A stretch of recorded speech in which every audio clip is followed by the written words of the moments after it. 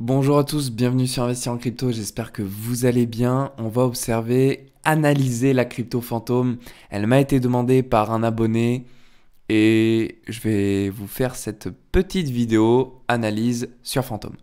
Alors on va commencer tout d'abord par un côté fondamental qui me paraît essentiel avant d'investir sur n'importe quelle crypto. Je parle d'un investissement plutôt moyen long terme, c'est le nombre de tokens, l'offre en circulation comparée à l'offre maximale. C'est quoi la différence? C'est qu'en fait, l'offre maximale, c'est le moment où tous les tokens seront en circulation et l'offre en circulation, c'est celle qui est actuelle. Et la différence entre les deux, c'est ce qui provoque l'inflation. C'est-à-dire que aujourd'hui, on a 2 541 152 731 tokens en circulation. Et si on en rajoute un, eh ben, ça crée une inflation. Et si on veut combler la totalité, c'est-à-dire atteindre les 3 175 millions, eh ben, on aura une inflation approximative de 13%. C'est la raison pour laquelle il faut tenir compte de ça. Et quand on regarde dernièrement ce qui s'était passé quand on avait eu un ajout de token, c'était le 23 novembre. Ça devait être même à Noël, 25 novembre. Ah non, un mois avant. Donc bref, 25 novembre. On a eu 20%, 20% d'inflation. Donc 20%, ça peut paraître énorme quand on entend inflation 20%. Oui, c'est énorme. Mais dans la crypto, c'est pas énorme. Je veux dire, si on se mate un petit peu, allez, on va se prendre un Casper là, en ce moment Casper il prend cher au niveau de la supply. Casper, depuis le début, juillet 2021, c'est à moins d'un an, jusqu'à maintenant, il nous a fait un 680%. Et pourtant, Casper, il n'a pas trop bougé, quoi, il est toujours au même prix. C'est ça qui fait qu'en fait on reste au même prix, c'est parce qu'il y a des investisseurs qui arrivent, mais au final, comme on a de l'ajout de token, le prix ne bouge pas. Donc là, c'est pas le cas pour le fantôme, puisque l'ajout de token n'est pas fait au fur et à mesure, il est fait d'un coup, par palier. C'est ce qu'on a pu voir, hein. Je vais vous le remonter très rapidement. Si je vous mets fantôme, vous allez voir que là c'est fluide, on va dire, du côté de Casper, tandis que du côté de fantôme, c'est vraiment, hop, d'un coup, il nous fait des 20% d'un coup comme ça. Donc, on sait qu'il y a à peu près 13%, 13% d'inflation potentielle. Franchement, c'est pas grand-chose. C'est vraiment pas grand-chose. Donc voilà le côté, on va dire, pessimiste, mais ça ne l'est pas vraiment, parce que comme je vous l'ai dit, la crypto, ça peut faire x10, et x10, 13%, franchement, c'est pas... Ça dépend où ça arrive. Mais franchement, c'est pas énorme. Maintenant, je vais te donner un autre côté négatif. Comme ça, après, on va entamer sur les côtés positifs. L'autre côté négatif, c'est au niveau de la charte. Qu'est-ce que tu remarques? Qu'est-ce qu'on peut remarquer? On peut remarquer que le graphique du fantôme correspond quasiment à la perfection avec celui du Bitcoin. Je ne sais pas si tu connais le graphique par cœur du Bitcoin, on va le regarder ensemble, mais ça fait exactement la même chose. Et c'est ça qui m'embête un peu, parce que si le Bitcoin part à la hausse, tu vois, c'est à peu près la même chose, si le Bitcoin part à la hausse, le FTM part à la hausse, mais si le Bitcoin crash, le FTM il va faire un peu pareil. Et moi ça me plaît pas trop, parce que moi j'aime bien les cryptos où tu as une corrélation négative, c'est-à-dire que qu'importe ce que nous fait le Bitcoin, bon tu le sais, hein, les cryptos sont toutes corrélées au Bitcoin, mais il y en a certaines comme le NIR Protocol, c'est un exemple, qui a su nous montrer dans les périodes de baisse de décembre à janvier qu'elle savait, elle pouvait partir à la hausse tandis que le Bitcoin continuait sa descente. Et donc c'est plus ce genre d'altcoin que je préfère investir, parce que tu sais qu'il n'a pas besoin de se corréler au Bitcoin. Et c'est chiant, clairement, d'investir sur une crypto qui fait le même mouvement que toutes les autres. Parce que sinon, autant investir sur le market cap total. Et donc fantôme, voilà, ça c'était le côté négatif. Maintenant, côté positif, parce qu'il y en a des côtés positifs et on va les évoquer.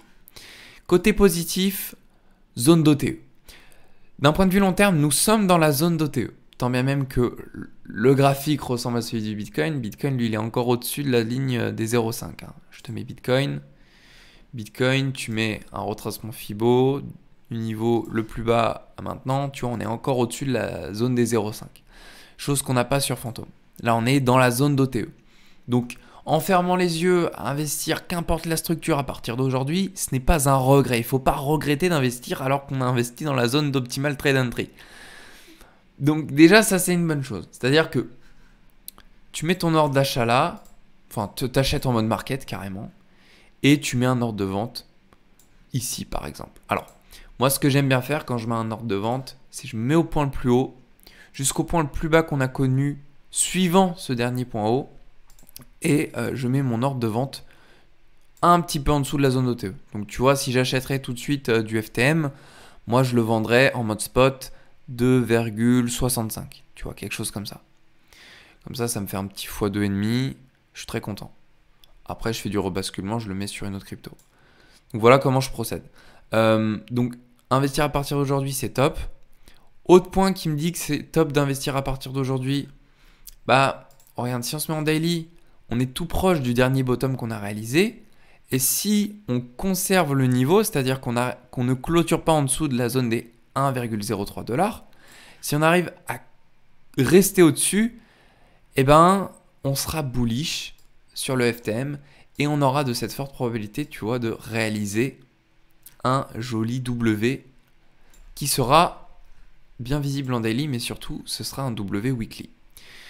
Donc ce W weekly, je peux te montrer par exemple sur ZQSDT, on a exactement vécu la même chose. Regarde, on a eu un joli W weekly. C'est un abonné, je me rappelle, qui me l'avait partagé. Et grâce à lui, j'avais investi au bon moment. Regarde, ici, on a un beau W weekly. Tu te mets en daily. On a vécu... Alors ça, c'est une charte typique, quoi. Tu regardes ici.